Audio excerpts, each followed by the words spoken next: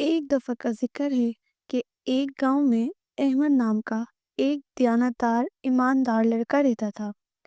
احمد ہمیشہ سچ بولتا تھا، چاہے حالت کتنی ہی مشکل کیوں نہ ہو۔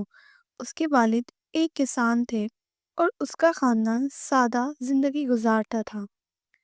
ایک دن احمد جنگل میں لکڑیاں کاٹنے گیا۔ کام کرتے کرتے اس کا کلہاڑا دریا میں گر گیا۔ دریا کا پانی گہرا اور تیز تھا اور احمد کو معلوم تھا کہ وہ اپنا کلہاڑا واپس نہیں حاصل کر سکتا۔ مایوسی کے عالم میں وہ دریا کے کنارے بیٹھ گیا اور دعا کرنے لگا۔ اچانک پانی سے ایک پراسرار بوڑھا شخص نمودار ہوا۔ اس کے ہاتھ میں ایک سنہری کلہاڑا تھا۔ بوڑھے نے کہا، یہ تمہارا کلہاڑا ہے؟ احمد نے فوراً جواب دیا، نہیں، میرا کلہاڑا لوہے کا تھا، یہ نہیں ہے۔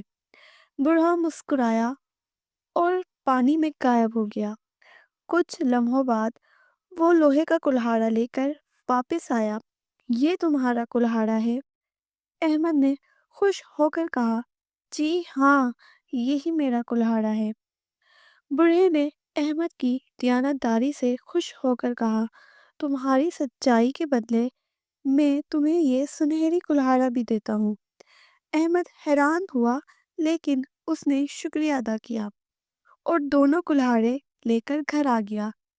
جب احمد نے گاؤں والوں کو یہ واقعہ سنایا تو سب نے اس کی ایمانداری کی تعریف کی۔